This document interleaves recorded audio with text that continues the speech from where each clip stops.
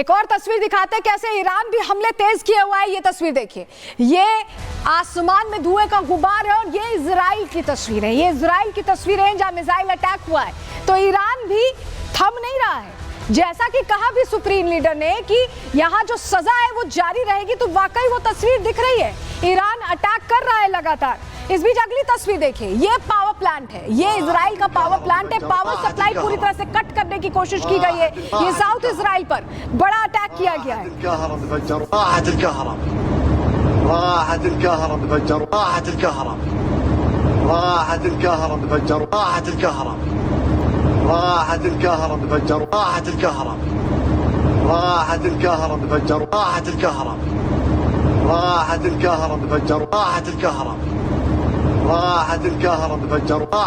South Israel पर ये जो अटैक किया गया है, जो पावर ग्रिड को टारगेट किया गया है, क्यों टारगेट किया हुआ है जरा आप समझिए। इजराइल पर ईरान का ये बड़ा अटैक माना जा रहा है और दक्षिणी इजराइल पर ये मिसाइल्स बरसाई गई हैं। एक साथ करीब 15 मिसाइल्स दाग दी गई हैं साउथ इजराइल पर और इससे अशदोद में भारी नुकसान हुआ है। हमने आपको तस्वीर भी दिखाई।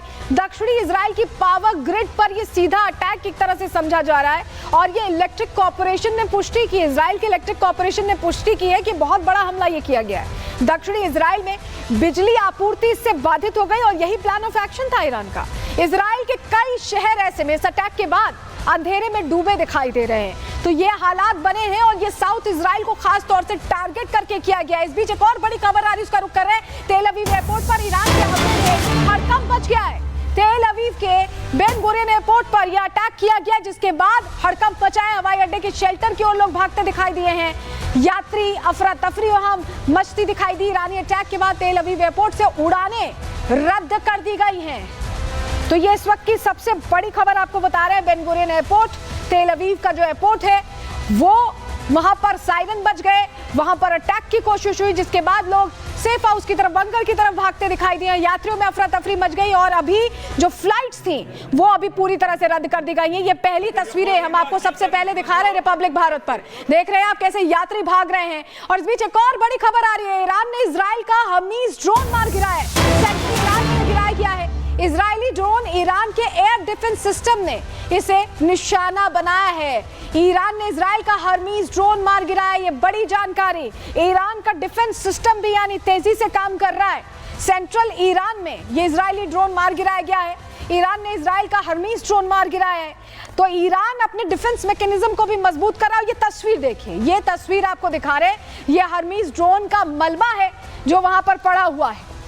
ये तस्वीर बता रही है कि ईरान भी अपना डिफेंस मैकेनिज्म तेजी से आगे बढ़ा रहा है, क्योंकि अभी जंग लंबी चलने वाली है ऐसा लग रहा है। क्योंकि जंग के लिए ईरान बड़ी तैयारी कर रहा है।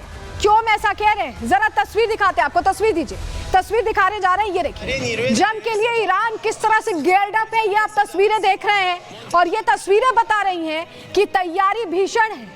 ये IRGC ने वीडियो जारी किया है। अब IDF से प्रेरणा लेकर ऐसा लग रहा है IRGC ये दिखा रहा है, इस्लामिक रिवॉल्यूशनरी गार्ड्स कॉर्प्स ये दिखा रहे हैं कि उनकी भी तैयारी बड़ी है और वो ये जंग लंबी खिंचे तो भी पूरी तरह से तैयार हैं।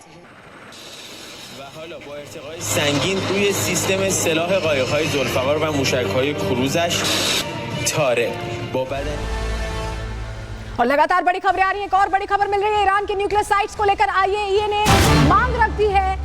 ईरान के परमाणु केंद्रों की जांच करने की इजाजत मांगी गई है। साइट्स पर हमले के बाद IAEA ने इमरजेंसी मीटिंग बुलाई है। IAEA देखिए परमाणु जो शक्तियां हैं उनको कंट्रोल करने की इंटरनेशनल एजेंसी है, उनकी तरफ से ये मांग रखी गई है कि जिन परमाणु केंद्रों पर अटैक हुआ है उनकी जांच की जाए।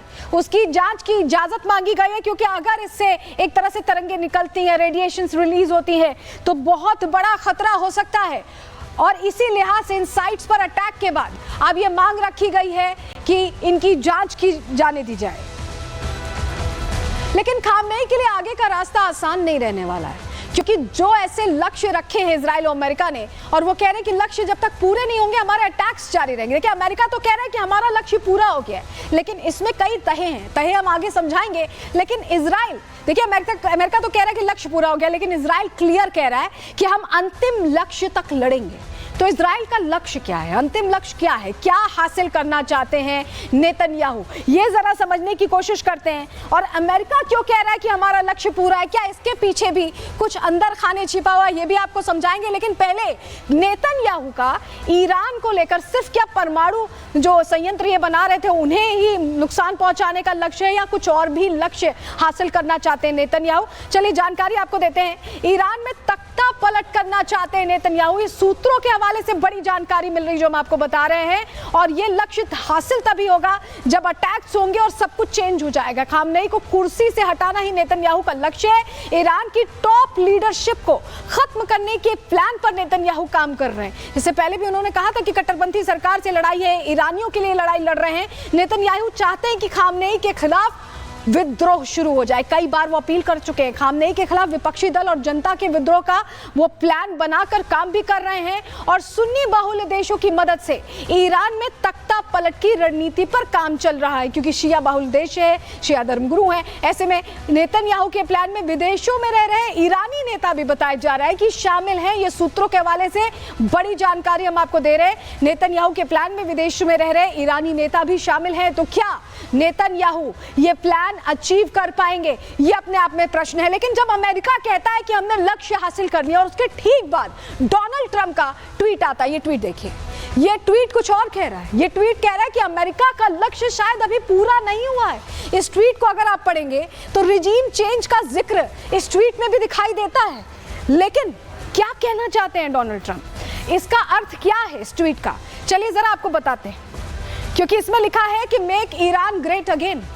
ट्रंप ने ईरान में सत्ता परिवर्तन की एक तरह से चेतावनी दे दी है। ये इशारों में हुआ है, क्योंकि मेक अमेरिका ग्रेट अगेन की तर्ज पर मेक ईरान ग्रेट अगेन की अपील की गई।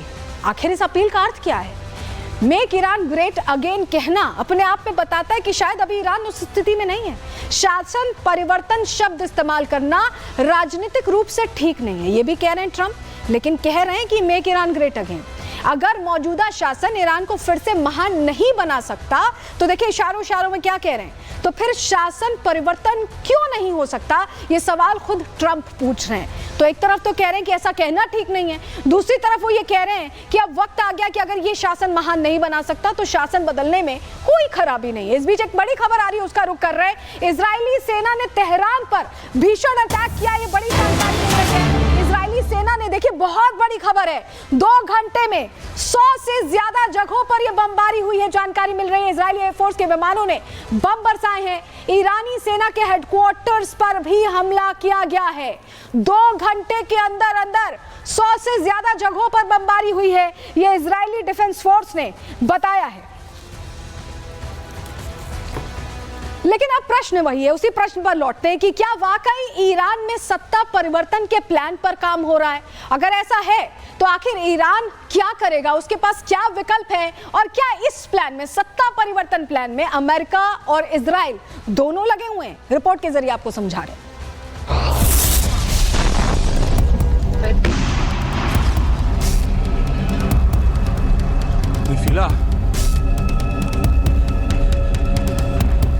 क्या अमेरिका इजराइल का अंतिम लक्ष्य है खामनेई को कुर्सी से हटाना?